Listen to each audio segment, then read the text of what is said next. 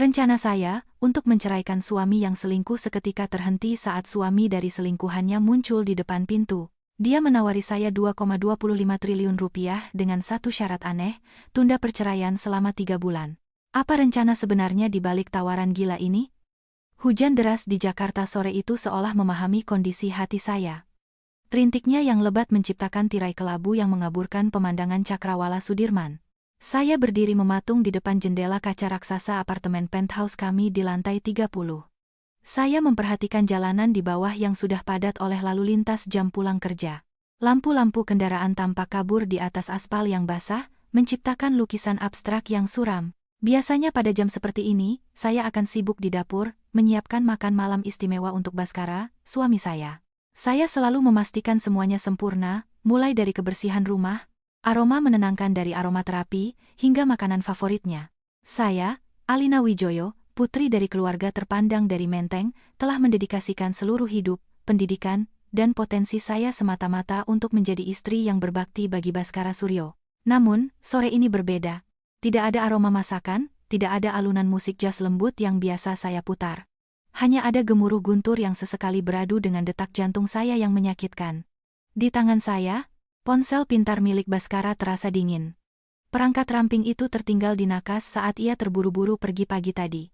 Seharusnya saya tidak membukanya. Seharusnya saya mempercayai alasan klisenya tentang rapat mendadak atau perjalanan bisnis ke luar kota. Namun, notifikasi yang muncul di layar kunci menghancurkan segalanya. Saskia. Sayang, makasih ya transferannya buat belanja tadi. Jadikan ke tempatku malam ini. Aku kangen banget. Jangan lupa bilang sama istrimu yang bodoh itu kalau kamu lembur. Pesan itu singkat, tetapi daya hancurnya lebih dahsyat dari bom atom bagi pernikahan saya yang telah berjalan 5 tahun. Istri yang bodoh. Kata-kata itu bergema di kepala saya, berputar seperti piringan rusak.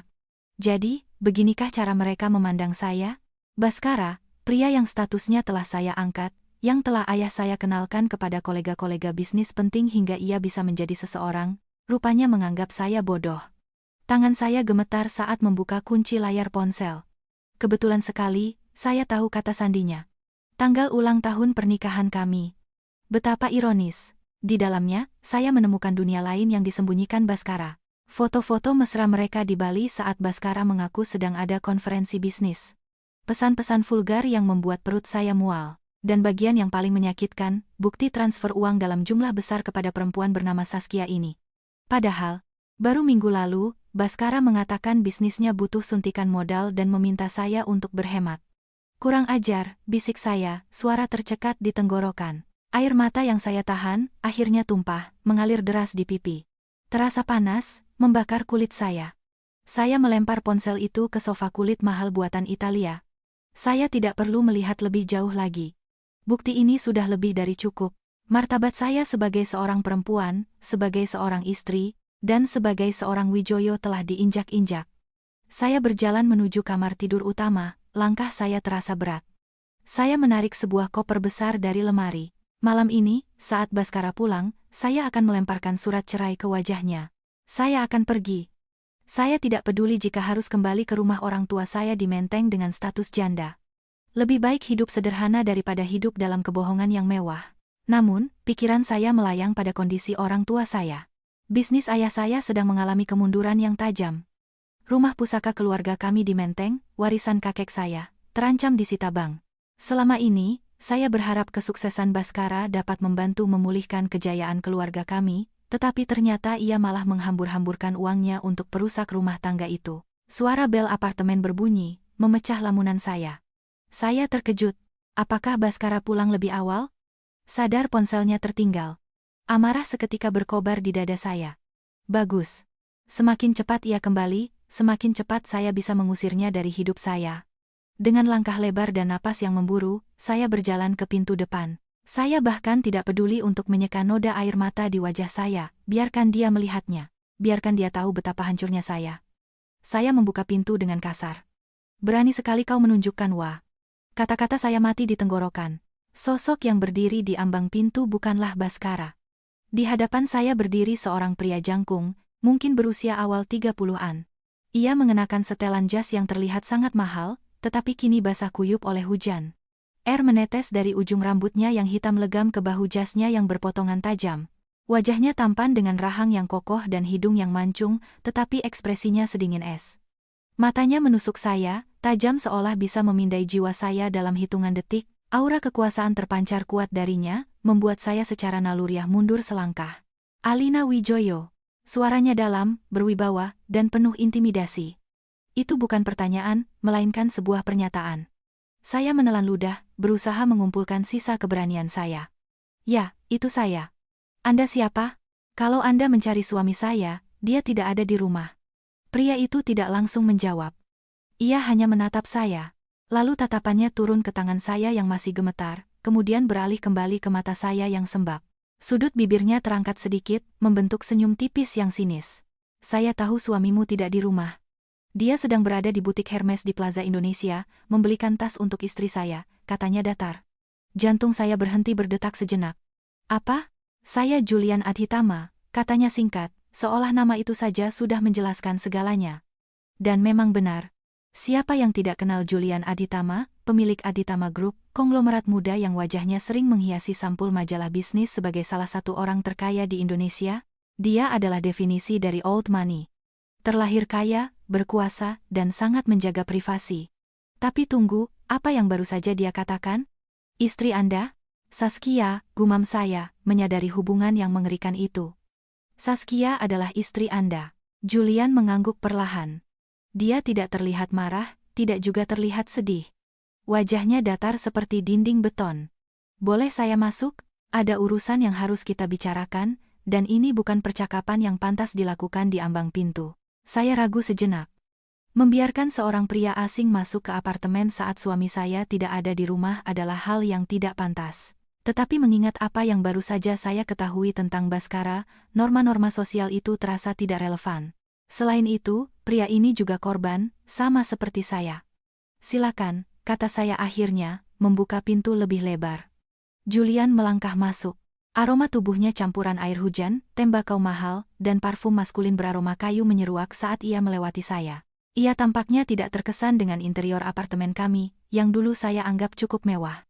Bagi seseorang seperti Julian Adhitama, tempat ini mungkin tidak lebih baik dari sebuah gudang. Dia berdiri di tengah ruang tamu, menolak ketika saya menawarinya duduk. Matanya menyapu seisi ruangan, lalu mendarat tepat di ponsel Baskara yang tergeletak di sofa. Anda sudah tahu semuanya, bukan? Katanya tanpa menatap saya. Saya baru saja tahu, jawab saya getir. Ponselnya tertinggal. Julian berbalik menghadap saya. Kilat petir di luar menyinari separuh wajahnya, membuatnya terlihat semakin misterius. Apa rencanamu sekarang? Menangis, mengamuk, mengajukan gugatan cerai? Itu bukan urusan Anda, balas saya tajam. Tapi ya, saya akan menceraikannya malam ini. Saya menolak hidup dengan seorang pengkhianat. Jangan, potong Julian cepat. Saya mengerutkan kening, bingung. Maaf, siapa Anda berani memberitahu saya apa yang harus saya lakukan? Julian melangkah mendekati saya. Jarak di antara kami kini hanya beberapa meter. Saya bisa melihat butiran air hujan yang masih menempel di bulu matanya. Jangan ceraikan dia malam ini. Jangan membuat keributan. Jangan biarkan dia tahu bahwa Anda tahu, katanya, nadanya mutlak memerintah. Anda gila, tawa saya, terdengar hampa.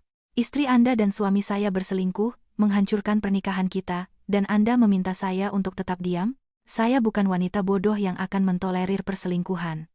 Saya tidak memintamu menerima perselingkuhan itu, kata Julian tenang, kontras dengan ledakan emosi saya. Saya menawarimu sebuah kesepakatan. Kesepakatan macam apa? Pembalasan dendam yang sesungguhnya, jawab Julian, matanya berkilat berbahaya. Perceraian hanya akan membebaskan mereka. Baskara akan bebas bersama Saskia, dan kau akan ditinggalkan dengan status janda dan hati yang hancur. Apakah itu adil? Saya terdiam. Kata-katanya menusuk saraf di dalam diri saya. Ikut dengan saya sekarang, perintah Julian. Kita bicara di tempat yang lebih pantas. Tempat ini terlalu banyak jejak bajingan itu. Saya tidak bisa begitu saja pergi dengan orang asing. Alina, potongnya, menyebut nama saya dengan keakraban yang aneh. Keluargamu di Menteng butuh uang, bukan? Ayahmu punya utang 50 miliar rupiah yang jatuh tempo bulan depan. Jika tidak dibayar, rumah pusaka itu akan disita. Darah saya seakan membeku. Bagaimana dia bisa tahu? Masalah keuangan keluarga saya adalah rahasia yang dijaga ketat. Bagaimana Anda tahu? Saya tahu segalanya, jawabnya arogan. Ikut dengan saya, dan saya akan memberimu solusi yang tidak pernah kau bayangkan. Atau tetap di sini, ceraikan suamimu, dan saksikan keluargamu hancur berkeping-keping. Pilihan itu terasa mustahil. Namun, menatap mata Julian yang penuh keyakinan, secercah harapan muncul di tengah keputusasaan saya. Saya melirik koper yang terbuka di kamar tidur, lalu kembali menatap Julian. Baik, kata saya pelan. Saya ikut. Julian tidak tersenyum. Dia hanya mengangguk singkat dan berbalik menuju pintu, seolah tahu sejak awal bahwa saya tidak akan bisa menolaknya. Saya menyambar tas tangan saya, mengunci pintu apartemen yang kini terasa seperti neraka pribadi, dan melangkah keluar, mengikuti punggung tegap orang asing itu masuk ke dalam lift, turun menuju ketidakpastian yang lebih besar dari badai yang mengamuk di luar. Perjalanan dari apartemen saya di kawasan SCBD ke pusat distrik keuangan berlangsung dalam keheningan yang mencekam. Saya duduk di kursi penumpang sedan hitam mewah milik Julian. Interior mobil beraroma kulit mahal dan kedap suara, meredam hiruk-pikuk klakson dan deru hujan Jakarta yang tanpa henti di luar. Sopir pribadinya mengemudikan mobil melewati jalanan yang tergenang dengan begitu mulus hingga terasa seolah kami melayang. Julian duduk di samping saya, sibuk dengan tabletnya. Cahaya dari layar terpantul di wajah seriusnya. Dia tidak mengucapkan sepatah kata pun sejak kami meninggalkan lobi apartemen. Keheningannya membuat saya semakin cemas. Apa yang sedang saya lakukan? Mengikuti seorang pria asing di tengah malam. Tetapi setiap kali saya ingin protes, bayangan pesan di ponsel Baskara dan wajah lelah ayah saya yang terbebani utang menghantui saya. Mobil berbelok ke pintu masuk salah satu gedung pencakar langit tertinggi di area tersebut. Seorang petugas valet membuka pintu dengan hormat, menyapa Julian sebagai Pak Julian. Kami diantar ke lift pribadi yang langsung membawa kami ke lantai teratas. Telinga saya sedikit berdengung karena perubahan tekanan udara. Pintu lift terbuka, menampakkan sebuah lounge ultra pribadi yang eksklusif.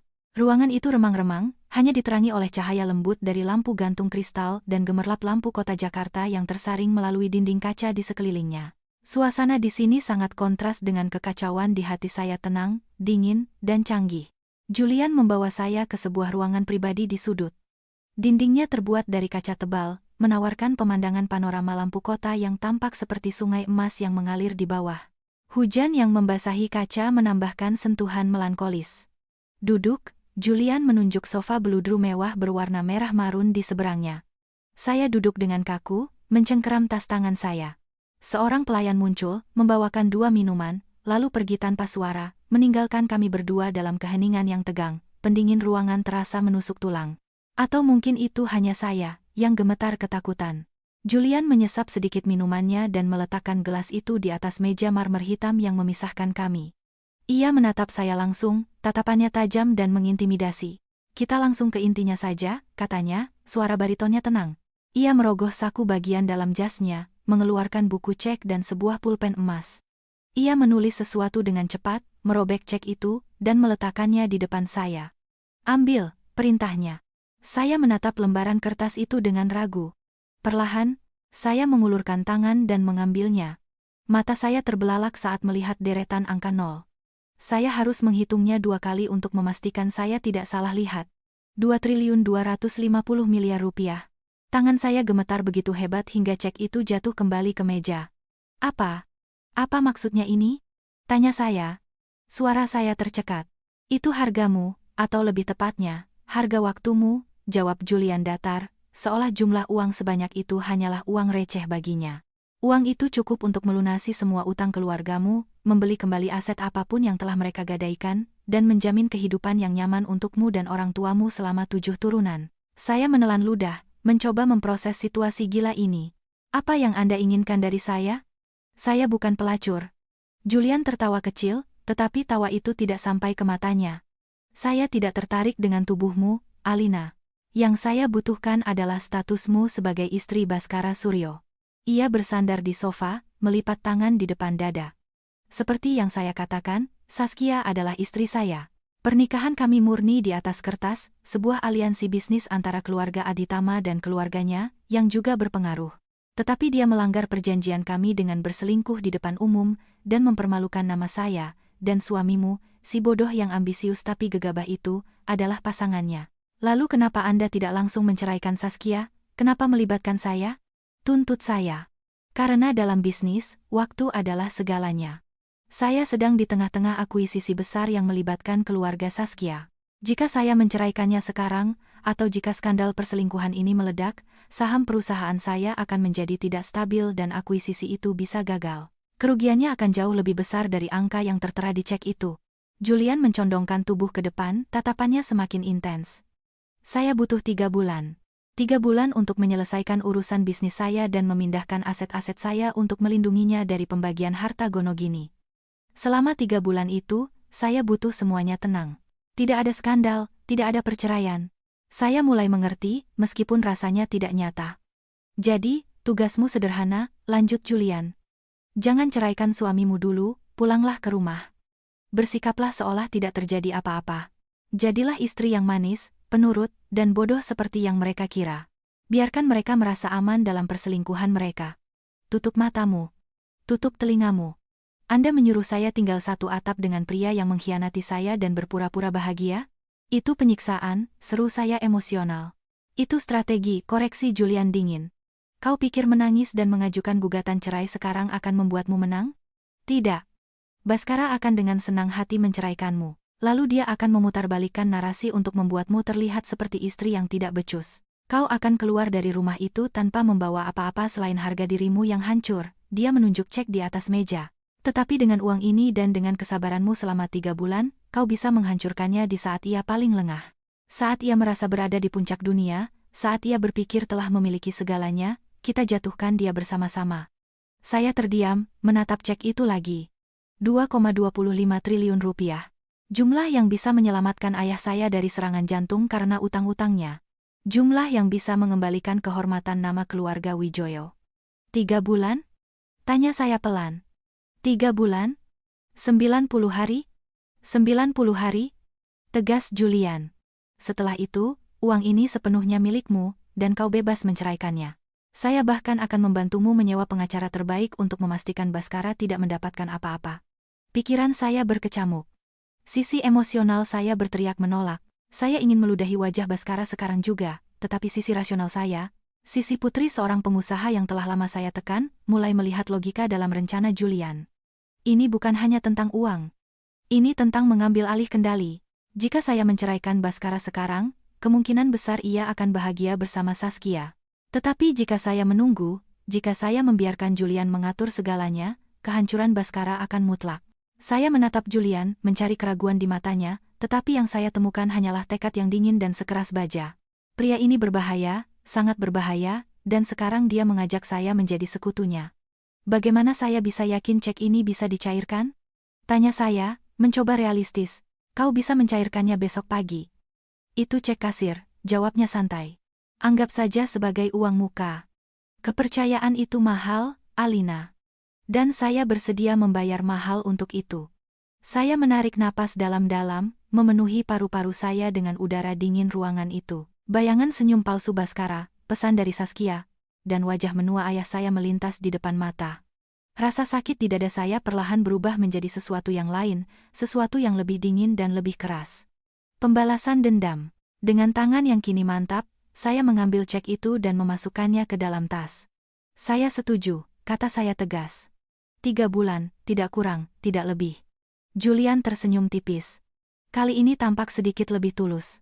Atau mungkin itu hanya kepuasan dari sebuah negosiasi yang berhasil. Dia mengangkat gelasnya. Untuk kesabaran yang mematikan, katanya, saya tidak membalas minumnya, saya hanya menatapnya tajam. Ingat satu hal, Pak Aditama, saya melakukan ini untuk keluarga saya, bukan karena saya takut pada Anda atau suami saya. Jadi, jangan pernah berpikir untuk mengkhianati saya juga. Saya adalah orang yang memegang kata-kata saya, Alina. Kau aman bersama saya, jawabnya. Malam itu, di puncak gedung pencakar langit Jakarta di bawah guyuran hujan yang tak henti-hentinya, saya menandatangani kontrak dengan iblis yang menyamar. Saya menjual kesabaran saya seharga 2,25 triliun rupiah dan bersiap untuk memainkan peran terhebat dalam hidup saya.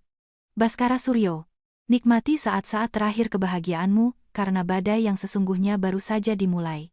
Matahari pagi di Jakarta bersinar terik, seolah mengejek sisa-sisa badai yang berkecamuk di hati saya semalam. Panasnya menembus jendela kamar tidur utama kami di SCBD.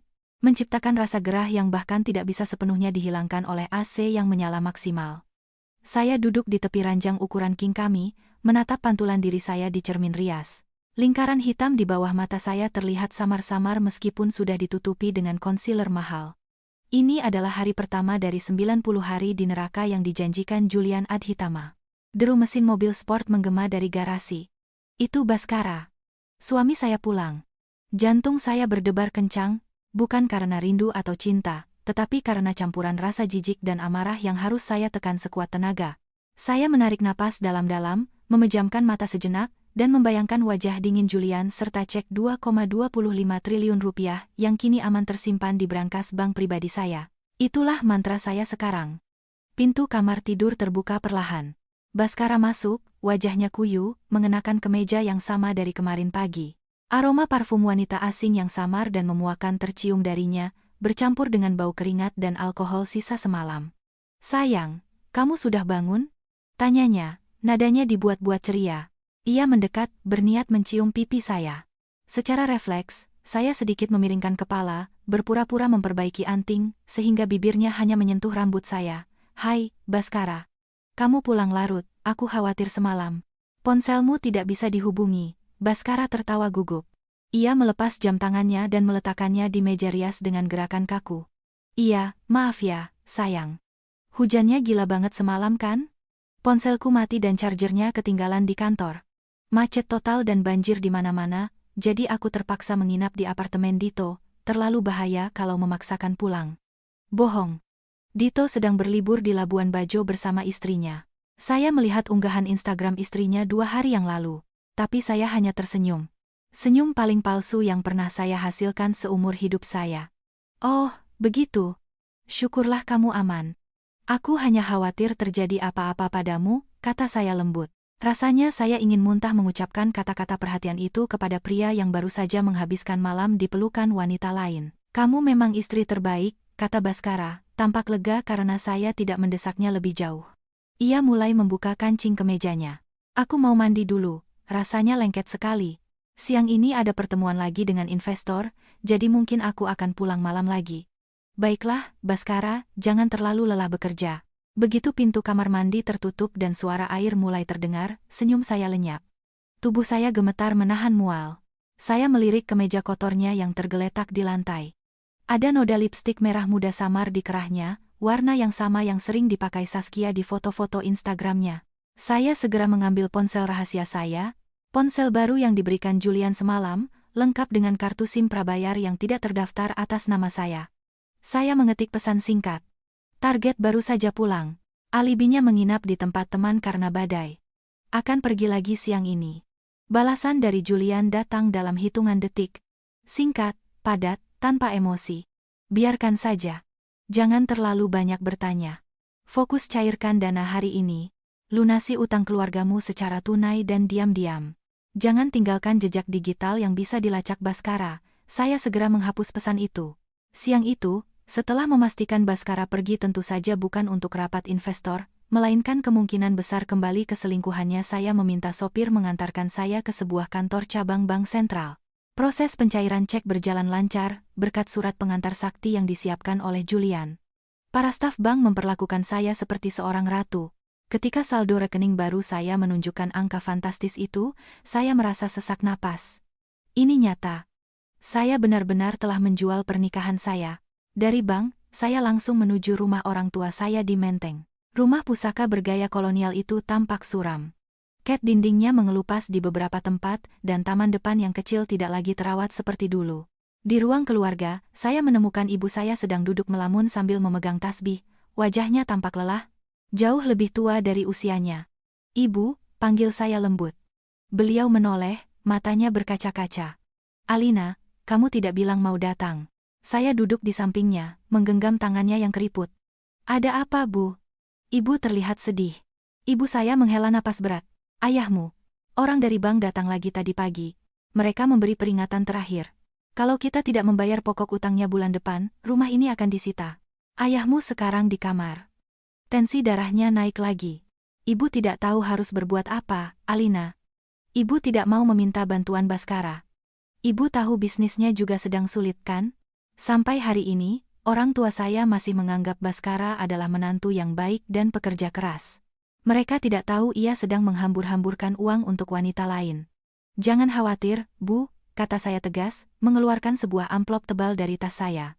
Di dalamnya bukan uang tunai, melainkan bukti pelunasan yang baru saja saya selesaikan 1 jam yang lalu. Saya telah mentransfer dana ke rekening khusus untuk melunasi utang itu tanpa sepengetahuan mereka. Apa ini? Tanya ibu saya, bingung. Utang ayah sudah lunas, Bu. Rumah ini aman, bisik saya. Ibu saya menatap kertas itu, lalu menatap saya dengan mata terbelalak. Alina, dari mana kamu dapat uang sebanyak ini? Apakah dari Baskara?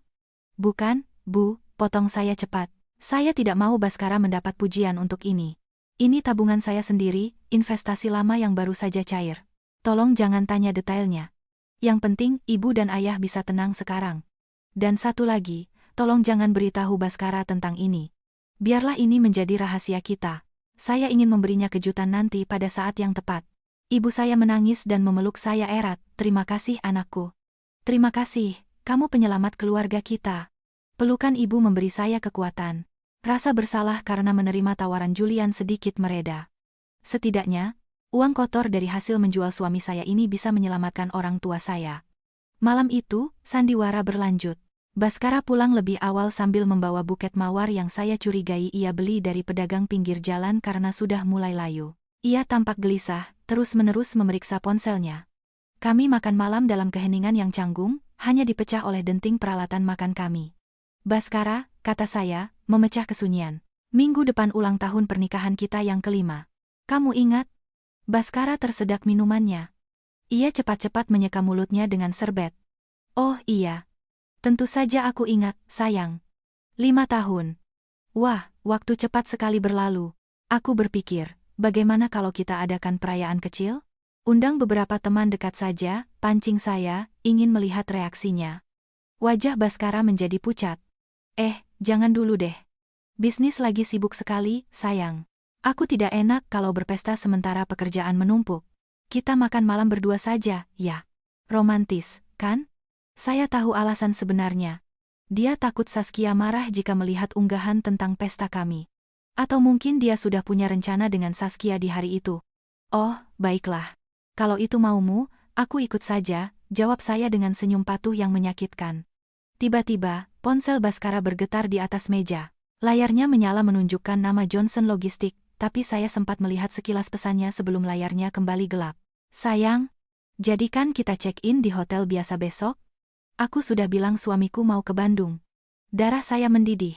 Johnson Logistik, kreatif sekali. Baskara cepat-cepat menyambar ponselnya. Ada masalah lagi di gudang. Sayang, aku harus angkat telepon ini di ruang kerja. Dia pergi tanpa menunggu jawaban saya. Saya duduk sendirian di meja makan yang besar dan dingin, menatap makanan yang tidak tersentuh, mata saya terpaku pada punggung suami saya yang menjauh. Nikmati kebohonganmu selagi bisa, Baskara, karena setiap detik yang berlalu, aku sedang mengasah pisau yang diberikan Julian untuk mengoyak kebahagiaanmu hingga hancur berkeping-keping. 1 bulan telah berlalu. Hidup saya terbagi menjadi 2 dunia yang sangat kontras.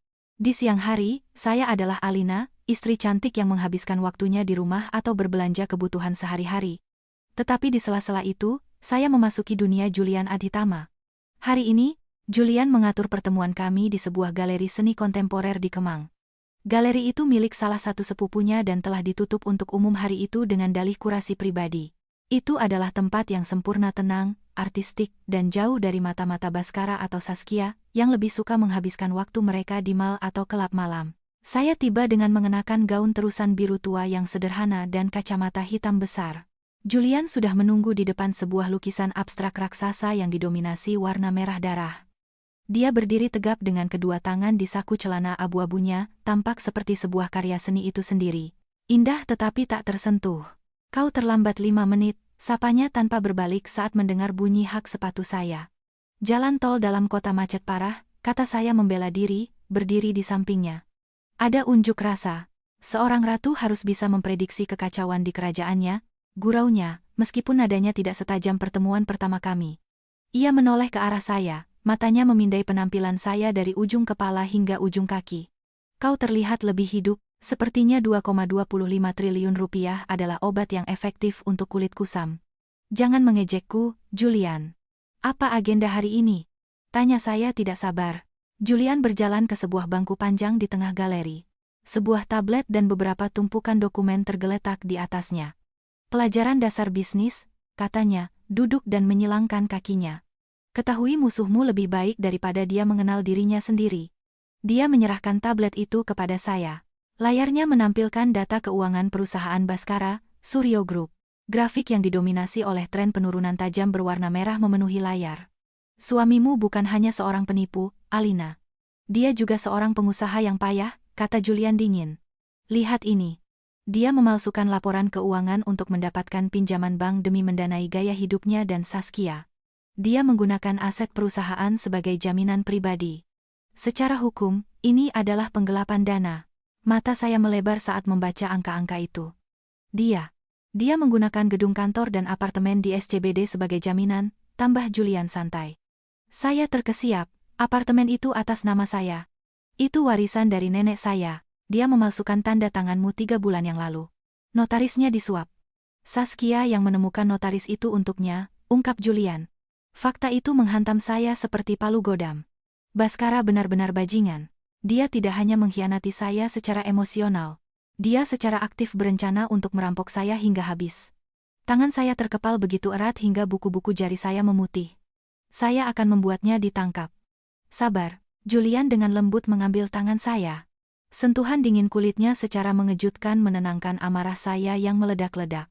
Jika kau lapor polisi sekarang, prosesnya akan panjang dan Baskara bisa mencari jalan keluar. Kita akan menggunakan metode yang lebih elegan, yaitu akuisisi, jawab Julian, matanya berubah menjadi predator. Saya telah secara diam-diam membeli utang-utang Bank Baskara melalui perusahaan cangkang. Dalam 2 bulan lagi, saya akan menjadi kreditur tunggal terbesarnya. Ketika itu terjadi, saya akan memiliki hak penuh untuk menyita semua asetnya, termasuk perusahaan yang sangat ia banggakan. Dan kau, Julian menatapku lekat-lekat, akan menjadi orang yang menekan tombol eksekusi. Rasa kagum menyelinap ke dalam hati saya saat menyaksikan cara kerja pikiran Julian. Dia tidak bermain dengan emosi. Dia memainkan sistem. Dia menghancurkan lawannya tanpa mengotori tangannya sendiri. Kontra sekali dengan Baskara yang impulsif dan emosional. Julian adalah air tenang yang bisa menghanyutkan segalanya. Saya harus pergi ke Ubud minggu depan, kata Julian tiba-tiba, mengubah topik pembicaraan. Ada sebuah resor pribadi di sana yang sedang saya pertimbangkan untuk dibeli. Saya butuh pendapat kedua tentang desain interior dari sudut pandang wanita. Apa hubungannya dengan saya? Kau ikut dengan saya, perintahnya. Anggap saja sebagai studi lapangan. Saya akan mengajarimu cara mengelola aset properti, sehingga ketika kau merebut kembali properti keluargamu, kau tidak akan sebodoh suamimu. Saya tidak bisa begitu saja pergi ke Ubud. Baskara akan curiga, protes saya. Minggu depan, Baskara akan sibuk dengan Saskia, yang mengaku ada pemotretan untuk endorsement sebuah merek di Bali. Dia akan memberitahumu bahwa dia ada perjalanan bisnis mendadak ke Surabaya, jadi kau akan punya waktu luang, potong Julian. Dia benar-benar tahu segalanya.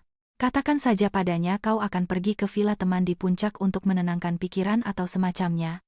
Dia tidak akan peduli, Alina. Dia akan senang kau tidak di rumah sehingga dia bisa melakukan panggilan video dengan Saskia tanpa takut ketahuan.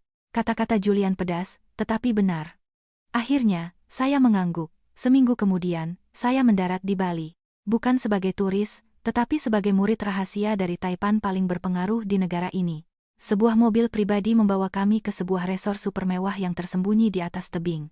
Tempat itu begitu pribadi, seolah dunia luar tidak ada. Selama 2 hari kami di sana, saya melihat sisi lain dari Julian Adhitama. Dia tidak memperlakukan saya seperti bawahan, tetapi juga tidak persis seperti teman. Hubungan kami unik. Dia mengajari saya cara membaca kontrak properti, melihat potensi investasi, dan bernegosiasi dengan kontraktor lokal. Dia menuntut, seorang perfeksionis, dan terkadang tajam jika saya lambat mengerti, tetapi dia tidak pernah merendahkan saya. Sore itu, kami duduk di teras villa, menghadap ke hamparan sawah bertingkat yang hijau. Matahari mulai terbenam, mewarnai langit dengan nuansa ungu dan oranye. Angin sepoi-sepoi membelai wajah saya, memberikan rasa kebebasan yang sudah lama tidak saya rasakan. Kau cepat belajar, komentar Julian sambil menyeruput espressonya. Itu adalah pujian pertama yang pernah keluar dari mulutnya. Saya lulusan cum laude dengan gelar bisnis, Julian. Hanya saja selama 5 tahun terakhir, otak saya tumpul karena hanya memikirkan menu makan malam Baskara, jawab saya getir. Julian menatap saya, tatapannya melembut. Sayang sekali. Potensi sebesar itu disia-siakan untuk seorang pria yang tidak bisa membedakan antara berlian dan kerikil. Jantung saya berdebar mendengar kata-katanya. Untuk pertama kalinya, saya merasa dihargai bukan sebagai seorang istri, tetapi sebagai seorang individu. Tiba-tiba, seorang pelayan mendekat dengan nampan berisi buah-buahan, tetapi ia tersandung karpet tebal. Nampan itu melayang ke arah saya.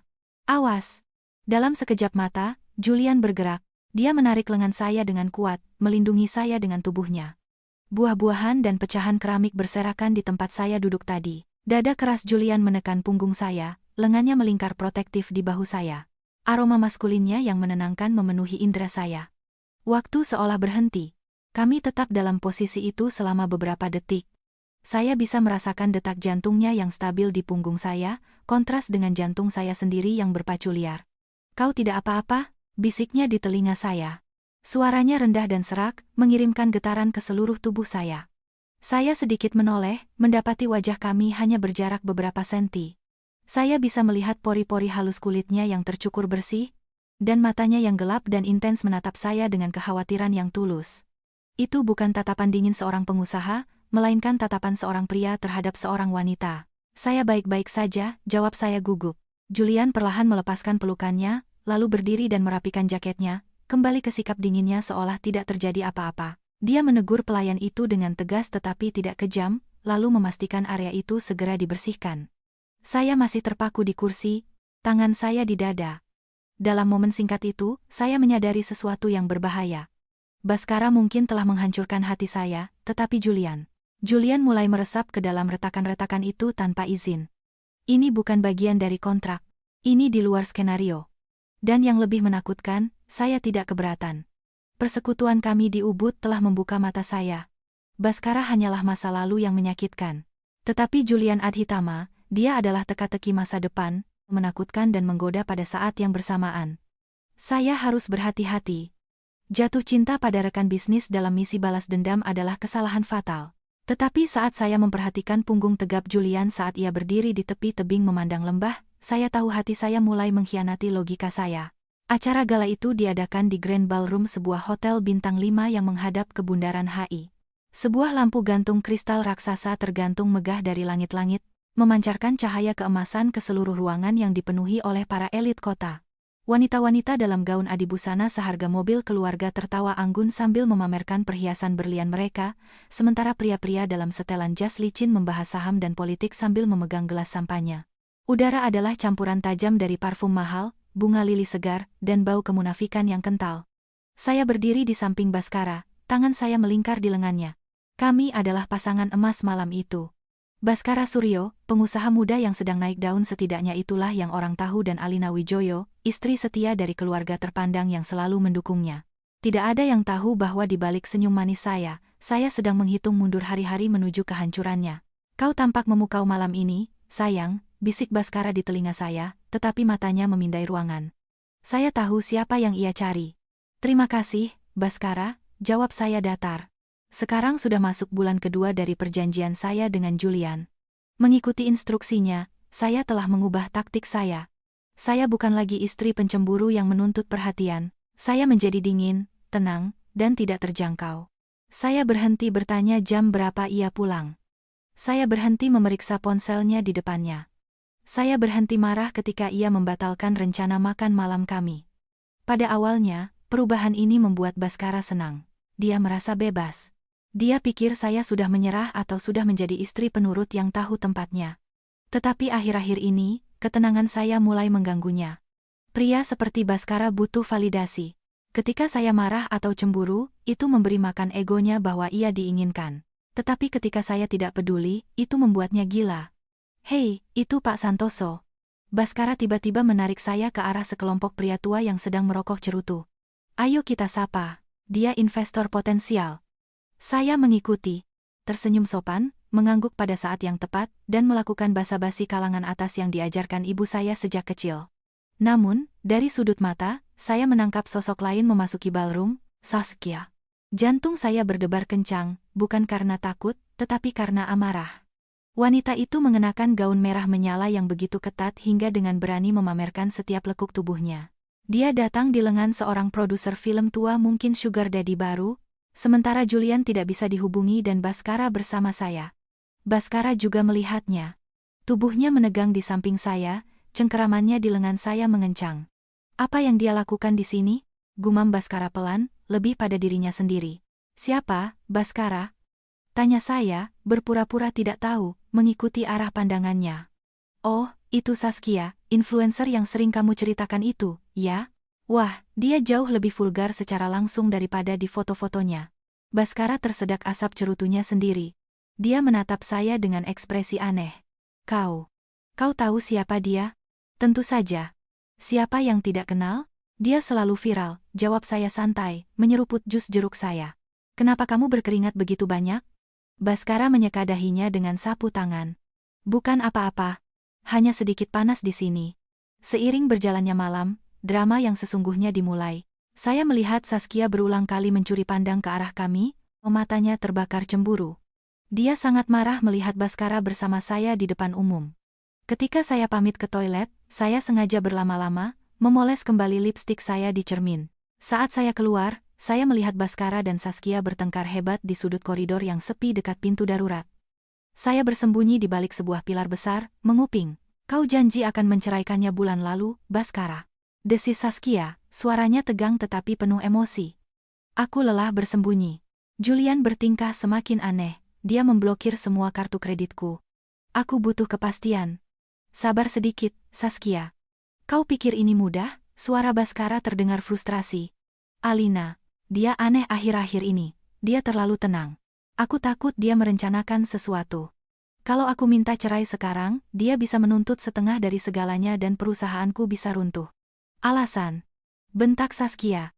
Akui saja kau masih mencintainya. Kalau kau belum mengajukan gugatan cerai minggu depan, aku akan membocorkan video kita ke akun-akun gosip. Kita lihat saja semuanya hancur. Saskia menghentakkan kaki dan pergi, meninggalkan Bhaskara yang stres mengusap rambutnya. Saya menyeringai dalam kegelapan. Bagus, Saskia, terus tekan dia. Buat dia semakin panik. Ketika Bhaskara kembali ke ballroom, wajahnya pucat pasi. Dia segera menghampiri dan menarik lengan saya dengan kasar. Kita pulang sekarang. Tapi pestanya belum selesai, Bhaskara. Pak Santoso ingin bicara lebih banyak. Protes saya lembut. Persetan dengan Pak Santoso? Kita pulang. Bentaknya cukup keras hingga beberapa orang menoleh. Keheningan di dalam mobil terasa menyesakkan. Bhaskara mengemudi dengan ugal-ugalan, sesekali memukul setir dengan tinjunya. Ada apa denganmu, Bhaskara? Tanya saya, nada saya bosan, bukan khawatir. Bhaskara menginjak rem mendadak, membuat mobil berhenti dengan decitan keras di sebuah jalan samping yang sepi. Dia menoleh ke arah saya, matanya merah dan marah. Ada apa denganmu? Alina? Kenapa kau begitu diam? Hah? Dulu kau selalu curiga setiap kali aku pulang terlambat, kau selalu bertanya dengan siapa aku pergi. Sekarang kau tidak peduli, kau seperti patung. Apa kau selingkuh? Jawab aku, teriaknya, melampiaskan frustrasinya pada saya. Tuduhan itu begitu absurd, saya ingin tertawa. Lucu sekali. Maling, teriak maling. Saya menatap lurus ke matanya, menyalurkan aura dingin yang saya pelajari dari Julian. Bhaskara. Suara saya rendah dan stabil tanpa sedikit pun getaran. Bukankah ini yang kau inginkan? Seorang istri yang tidak banyak bertanya? Seorang istri yang memberimu kebebasan. Sekarang setelah aku memberikannya padamu, kau masih marah. Apa yang sebenarnya kau inginkan? Bhaskara terdiam. Dia tampak bingung dengan reaksi saya yang tidak histeris. Dia mengharapkan saya menangis atau membela diri, tetapi sebaliknya saya justru menyudutkannya dengan logika dingin. Aku hanya merasa kita semakin jauh, gumamnya, suaranya melemah. Itu hanya karena kau lelah bekerja, kata saya, menepuk tangannya singkat seperti seorang atasan menenangkan karyawan, bukan seorang istri kepada suaminya. Ayo, kita pulang. Aku lelah. Bhaskara menyalakan mobil lagi, tetapi saya tahu pikirannya sedang kacau. Tekanan dari Saskia dan sikap dingin saya membuatnya paranoid. Dia merasa kehilangan kendali atas segalanya. Dan benar saja, keesokan harinya, mata-mata Julian di kantor Bhaskara melaporkan sesuatu yang fatal. Panik karena tenggat waktu dari Saskia dan takut saya akan menuntut aset dalam perceraian, Baskara membuat kesalahan besar. Dia mentransfer 500 miliar rupiah dana operasional perusahaan ke sebuah rekening luar negeri pribadi yang ia anggap aman dan tidak dapat dilacak, dengan niat menyembunyikan aset itu dari saya sebelum perceraian. Dia tidak tahu bahwa bank aman di Kepulauan Cayman itu dikelola oleh sebuah firma yang saham mayoritasnya baru saja diakuisisi oleh Aditama Group. Sore itu, saya bertemu Julian di apartemen rahasianya. Julian tertawa-tawa yang langka, renyah, dan sedikit jahat saat membaca laporan itu. Dia baru saja menggali kuburnya sendiri, kata Julian, menuangkan anggur ke dalam 2 gelas. Memindahkan aset perusahaan ke rekening pribadi tanpa rapat dewan adalah kejahatan federal. Dan karena dia melakukannya dalam keadaan panik, jejak digitalnya sangat berantakan. Julian memberikan segelas anggur kepada saya, matanya berbinar karena kemenangan. Selamat, Alina. Suamimu baru saja menyerahkan lehernya kepada Algojo. 1 bulan lagi, dan kita tarik tuasnya. Saya menyesap cairan merah pekat itu. Rasanya pahit tetapi meninggalkan sisa rasa manis di lidah, sama seperti balas dendam yang sedang kami racik. Baskara Suryo, kecurigaanmu benar. Ada badai yang akan datang, dan akulah pusatnya. Langit Jakarta seolah sedang berkabung, atau mungkin sedang murka. Selama 3 hari berturut-turut, hujan turun tanpa henti, menggenangi sebagian besar wilayah kota. Jalan-jalan utama berubah menjadi sungai keruh. Lalu lintas macet di mana-mana. Dan paduan suara klakson menjadi simfoni stres kota ini. Pemandangan kacau di luar adalah cerminan sempurna dari apa yang terjadi di dalam pernikahan saya. Ini adalah minggu terakhir, minggu krusial sebelum tenggat waktu 90 hari berakhir. Ketegangan di penthouse kami di SCBD begitu kental hingga bisa diiris dengan pisau. Baskara menjadi semakin tidak terkendali. Lingkaran hitam di bawah matanya semakin jelas. Ia sering melamun, dan emosinya meledak karena hal-hal sepele. Bisnisnya mulai goyah berkat sabotase halus Julian dan Saskia tanpa henti menuntut kepastian. Di sisi lain, saya harus ekstra hati-hati. Satu kesalahan kecil di tahap akhir ini bisa merusak seluruh rencana yang telah disusun dengan cermat. Malam itu, hujan turun sangat deras disertai angin kencang. Listrik di gedung kami padam total setelah sebuah trafo tersambar petir. Apartemen yang luas itu menjadi gelap gulita, hanya diterangi oleh kelip lilin yang suram. Saya duduk di ruang tamu, berpura-pura membaca majalah di bawah cahaya lilin. Baskara mondar-mandir di ruangan seperti binatang dalam sangkar. Ponselnya menempel di telinga saat ia membentak bawahannya tentang sebuah kiriman yang terjebak banjir. Saya tidak mau tahu. Cari truk lain. Kalau kiriman itu tidak sampai besok, kita rugi miliaran. Bentaknya, lalu membanting ponselnya ke sofa. Ia menoleh ke arah saya, napasnya terengah-engah. Bisa tidak kau berhenti membaca majalah sampah itu? Suamimu sedang pusing setengah mati dan kau malah santai-santai. Dan apa yang harus kulakukan, Baskara? Ikut berteriak bersamamu? Jawab saya tenang, tidak mengangkat pandangan dari halaman majalah. Baskara mengusap rambutnya dengan frustrasi. Tiba-tiba, suara getaran ponsel memenuhi udara. Itu bukan ponsel Baskara, bukan juga ponsel utama saya yang ada di atas meja. Darah saya membeku. Itu adalah ponsel rahasia saya, yang dari Julian, yang saya sembunyikan di antara bantal sofa. Saya lupa mematikannya. Bodoh, Alina. Kau sangat bodoh. Getaran itu terdengar sangat keras di tengah keheningan apartemen yang tanpa listrik. Baskara terdiam. Ia menoleh ke arah sofa tempat saya duduk. Suara apa itu? Aku tidak mendengar apa-apa, jawab saya cepat. Jantung saya terasa akan meledak dari dada. Mungkin suara gedung. Itu suara ponsel bergetar, Alina, aku bukan orang bodoh. Baskara melangkah ke arah saya, matanya penuh curiga. Ponselmu ada di meja. Ponselku di sini. Ponsel siapa itu? Ia mulai melemparkan bantal-bantal sofa dengan kasar. Baskara, hentikan. Jangan cari masalah. Saya mencoba menghentikannya, tetapi Baskara menepis tangan saya. Minggir. Ia mengangkat bantal terakhir, dan di sanalah benda itu tergeletak, perangkat hitam ramping itu. Layarnya menyala dalam kegelapan, menampilkan notifikasi pesan baru. Julian. Briefing terakhir, besok jam 10 pagi. Jangan terlambat. Nama itu terpampang dengan jelas. Julian. Dunia saya terasa runtuh. Baskara menyambar ponsel itu, tangannya gemetar. Ekspresinya berubah dari bingung menjadi kemarahan yang menakutkan. Julian? Siapa Julian? Teriaknya di depan wajah saya. Jadi ini sebabnya kau begitu diam. Kau selingkuh. Kau punya pacar. Ia mencengkeram bahu saya, mengguncangnya dengan keras. Jawab aku. Siapa bajingan ini? Kau mempermainkanku selama ini, hah?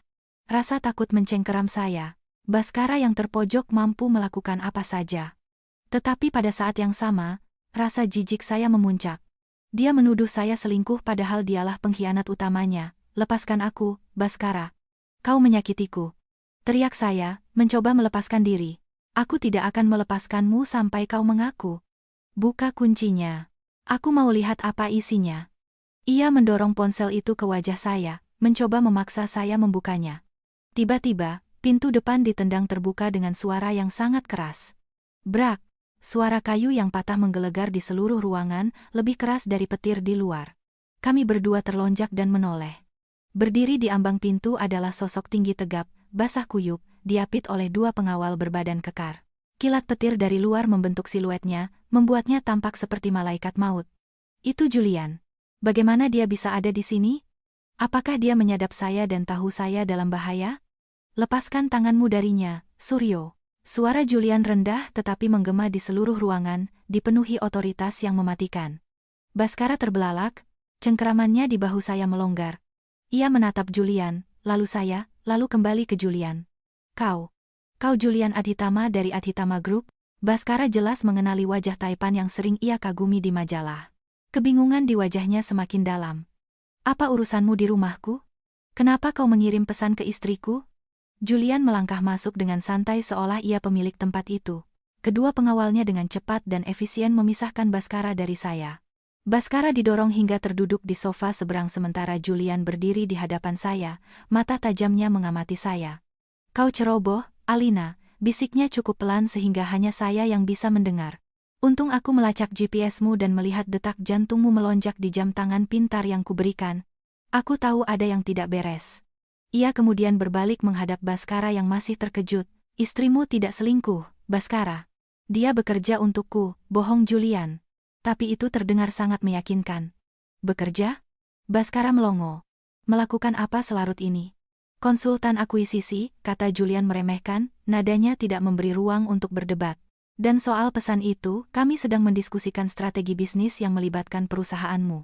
Istrimu sedang berusaha menyelamatkan bisnismu yang gagal, dan kau membalasnya dengan tuduhan. Baskara terdiam, otaknya yang lambat mencoba memproses informasi. Rasa takutnya pada Julian Adhitama mengalahkan rasa cemburunya. Menyelamatkan perusahaanku? Apa maksudmu? Julian menyeringai. Senyum yang menakutkan. Perusahaanmu diambang kehancuran, Suryo. Utang di mana-mana. Arus kas berantakan. Alina memohon padaku untuk menyuntikkan dana. Dia rela bekerja lembur sebagai perantara untuk suaminya yang tidak tahu berterima kasih. Julian memutarbalikkan fakta dengan begitu brilian hingga saya sendiri hampir mempercayainya. Dia membuat Baskara merasa bersalah dan kecil. Aku tidak tahu, gagap Baskara. Ia menatap saya dengan rasa bersalah di matanya. Alina, apa ini benar? Telah dilatih dalam sandiwara ini selama 2 bulan, saya segera menangkap isyarat Julian. Saya memasang ekspresi sedih dan kecewa. Kau benar-benar berpikir aku bisa mengkhianatimu, Baskara? Aku begitu diam karena aku pusing memikirkan cara membantumu. Aku meminta bantuan Pak Adhitama secara diam-diam agar harga dirimu tidak terluka.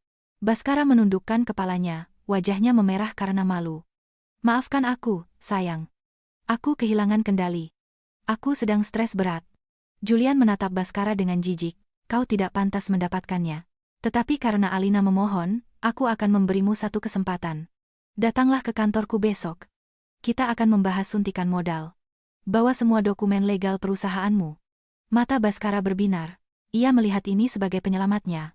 Ia tidak tahu bahwa ia baru saja diundang ke eksekusinya sendiri. Baik, Pak.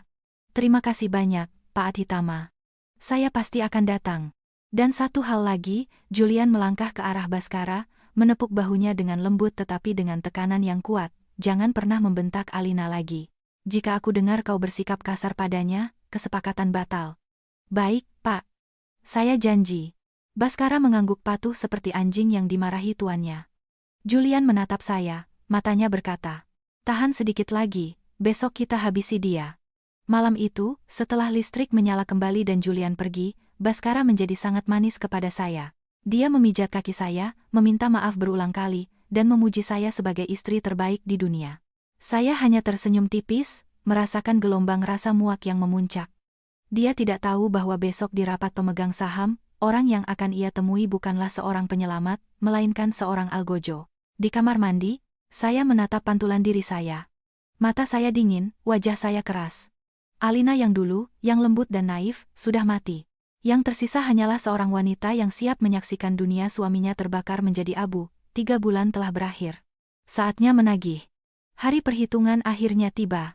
Langit Jakarta yang selama berhari-hari kelabu, kini cerah dan terang, seolah alam semesta sendiri merestui apa yang akan terjadi. Saya berdiri di depan cermin besar di suite hotel tempat rapat umum pemegang saham tahunan Suryo Group akan diadakan. Baskara bersikeras kami menginap di hotel semalam sebelumnya agar ia bisa mempersiapkan diri sepenuhnya. Saya tahu dia hanya berusaha menghindari kemungkinan terlambat karena rasa gugupnya yang luar biasa. Saya mengenakan gaun terusan hitam sebatas lutut yang memeluk tubuh saya dengan sempurna. Potongannya sederhana namun elegan, sebuah desain dari perancang busana lokal yang harganya bisa menghidupi sebuah keluarga selama sebulan. Di leher saya melingkar kalung berlian, bukan hadiah dari Baskara, melainkan dari Julian yang diantarkan pagi ini dengan sebuah kartu kecil bertuliskan, "Untuk merayakan kebebasanmu." Baskara memasuki ruangan dengan setelan jas terbaiknya. Wajahnya tegang, tetapi ada kilatan arogansi di matanya. Ia merasa berada di puncak dunia. Ia percaya bahwa hari ini Julian Aditama akan datang sebagai penyelamat, menyuntikkan modal segar, menyelamatkan perusahaannya dari kebangkrutan, dan membuatnya terlihat brilian di depan para pemegang saham yang mulai meragukan kepemimpinannya. "Kau siap, sayang?"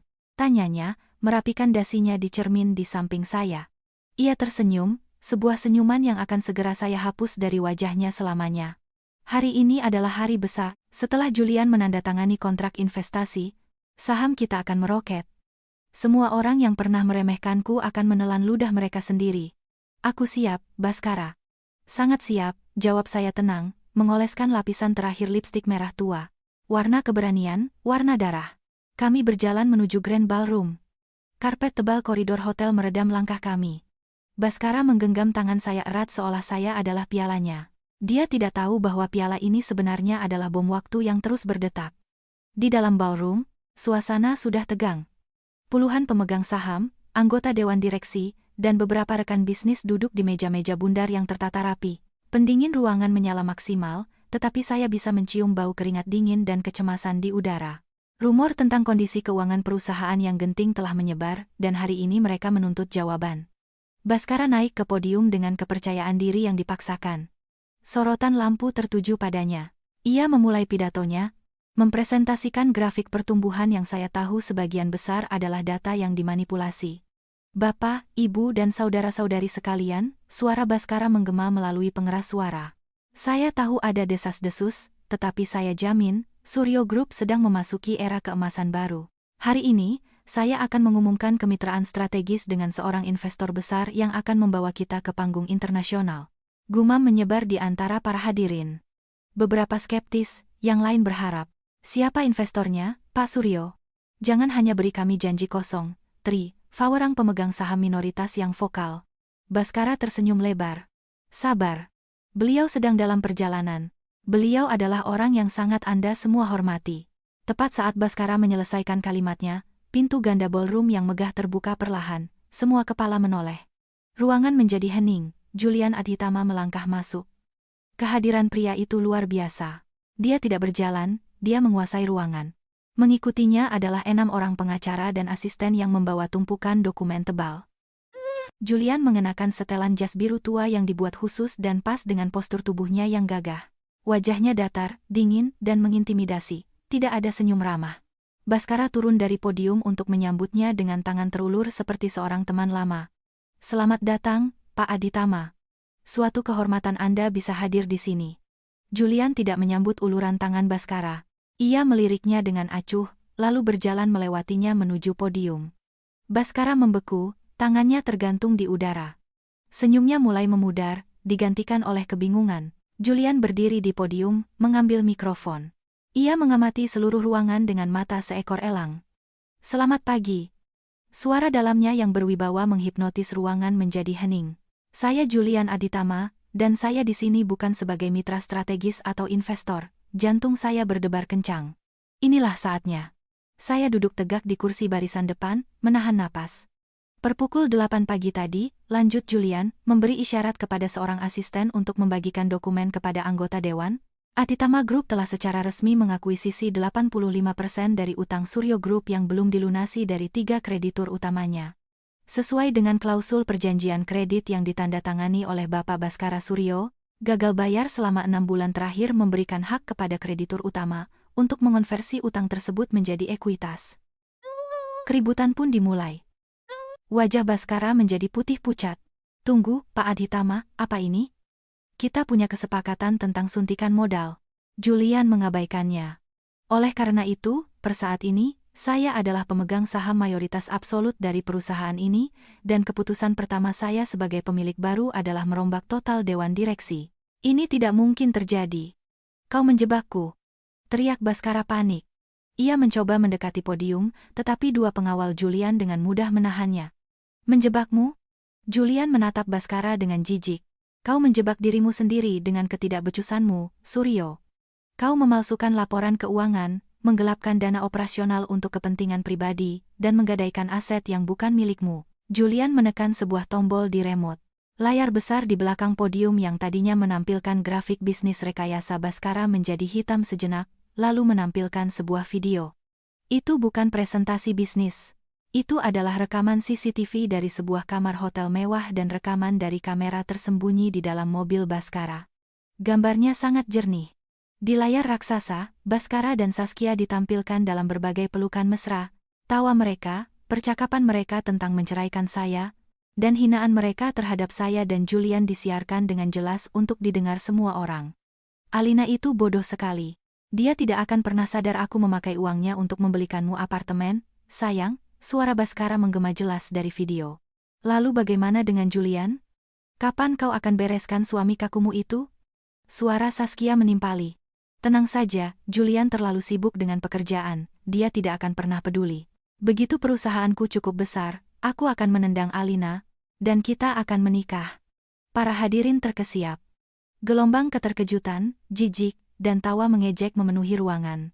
Kilatan kamera dari para wartawan yang diundang entah oleh siapa, saya tidak tahu mulai tanpa ampun mengabadikan wajah Baskara, yang kini sepucat mayat. Baskara menatap layar, matanya melotot, ia menoleh ke arah saya. Alina, ini palsu. Alina, jangan percaya, saya berdiri perlahan. Semua mata kini tertuju pada saya. Saya tidak menangis. Tidak ada lagi air mata untuk pria ini. Saya berjalan ke arah Baskara, yang berdiri gemetar di dekat meja direksi. Langkah saya mantap, bunyi hak sepatu saya yang beradu dengan lantai marmer terdengar seperti paku di peti mati pernikahan kami. Palsu, tanya saya, suara saya tenang tapi tajam, diperkuat oleh mikrofon yang masih aktif di podium. Akulah yang memasang kamera-kamera itu, Baskara. Mata Baskara melebar seolah akan keluar dari rongganya. Apa? Saya membuka tas tangan saya dan mengeluarkan sebuah amplop coklat tebal. Amplop yang telah saya siapkan selama 3 bulan. 3 bulan yang lalu, aku akan menceraikanmu saat aku tahu tentang perselingkuhan. Tapi aku menunggu, kata saya keras, memastikan semua orang bisa mendengar. Aku menunggu bukan karena aku masih mencintaimu, tetapi karena aku ingin melihat sejauh mana kau akan menghancurkan dirimu sendiri. Saya melemparkan amplop itu ke dadanya. Kertas-kertas di dalamnya berhamburan ke lantai. Itu surat cerai. Tanda tangani, perintah saya. Di dalamnya juga ada bukti transfer penggelapan danamu. Pengacara Pak Adhitama sudah menyerahkan salinannya ke OJK pagi ini. Jadi setelah ini, kau tidak akan pulang ke penthouse kita.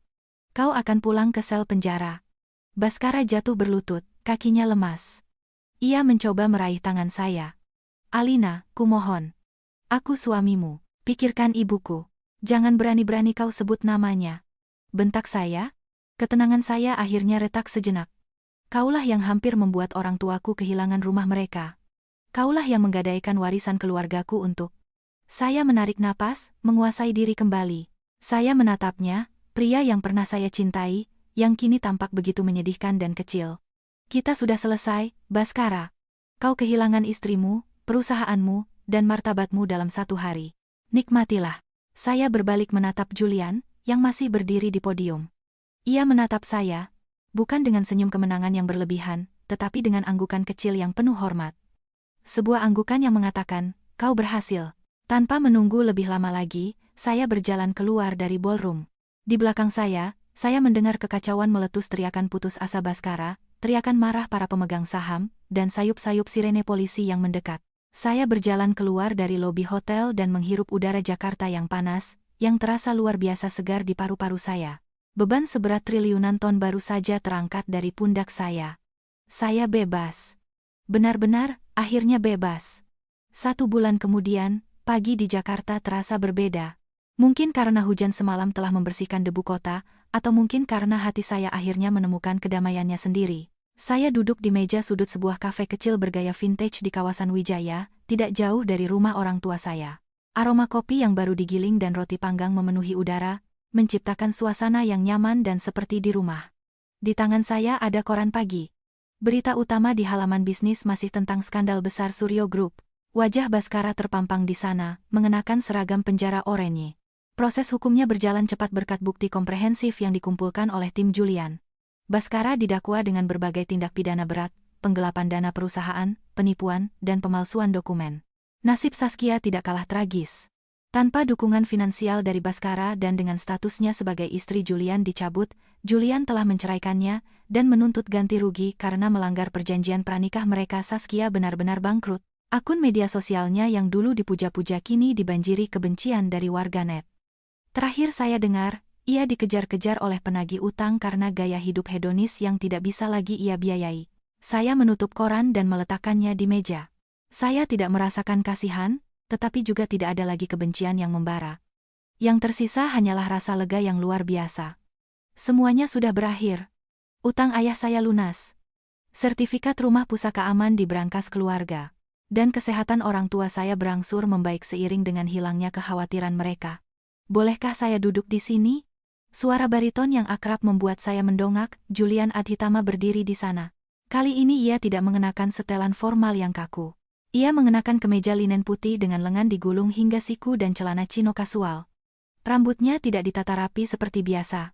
Beberapa helai jatuh di dahinya, membuatnya terlihat 5 tahun lebih muda dan jauh lebih manusiawi. Pak Adhitama, sapa saya dengan senyum tipis. Atau haruskah saya memanggil Anda penyelamat saya? Julian terkekeh pelan, menarik kursi di seberang saya dan duduk. Julian saja. Kontrak bisnis kita sudah berakhir, kan? Tidak perlu formalitas. Pelayan datang dan membawakan pesanan Julian. Kopi hitam, tanpa gula. Tentu saja. Bagaimana kabarmu? Tanyanya setelah menyesap kopinya, matanya tertuju pada saya. Intensitas tatapannya tidak berkurang sejak pertemuan pertama kami di tengah hujan. Lebih baik dari yang pernah saya rasakan dalam 10 tahun terakhir, jawab saya jujur, rasanya seperti saya bisa bernapas lagi. Terima kasih, Julian, tanpamu, aku akan hancur. Kau menyelamatkan dirimu sendiri, Alina, koreksi Julian lembut. Aku hanya menyediakan peralatannya. Kaulah yang punya keberanian untuk menggunakannya. Tidak banyak wanita yang bisa menahan tekanan mental sepertimu selama 90 hari. Saya mengaduk cappuccino saya, memperhatikan pusaran buih di atasnya. Jadi, apa yang membawamu ke kafe kecil di Wijaya?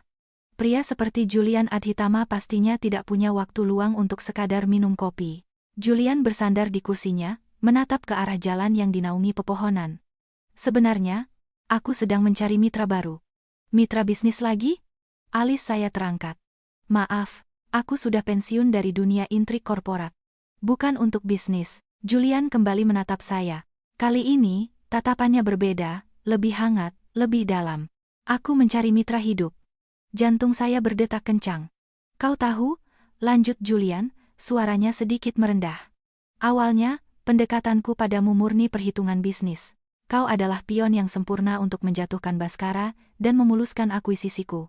Tetapi selama 3 bulan itu, melihatmu mengendalikan emosimu, melihat kecerdasanmu di Ubud, menyaksikan kegigihanmu melindungi keluargamu, aku menyadari sesuatu. Dia mengulurkan tangannya di seberang meja, telapak tangannya terbuka, menunggu. Aku sadar aku tidak ingin kemitraan ini berakhir, katanya. Aku ingin menulis babak baru bersamamu. Babak yang tanpa kontrak, tanpa batas waktu, tanpa kepura-puraan. Saya menatap tangannya. Tangan yang telah menarik saya dari jurang keputusasaan. Tangan yang dingin saat disentuh tetapi telah memberi saya rasa aman yang belum pernah saya rasakan sebelumnya. Pikiran saya melayang pada momen-momen kecil selama 3 bulan terakhir, saat dia melindungi saya di Ubud, saat dia mengirimkan makanan favorit saya ketika saya stres menghadapi Baskara, saat dia menatap saya dengan bangga di rapat pemegang saham. Di balik topeng dinginnya, ada hati yang tulus yang lama tersembunyi di balik dinding kekuasaan. Apakah saya siap? Trauma pernikahan saya dengan Baskara masih segar. Tetapi menatap Julian, saya tidak melihat Baskara.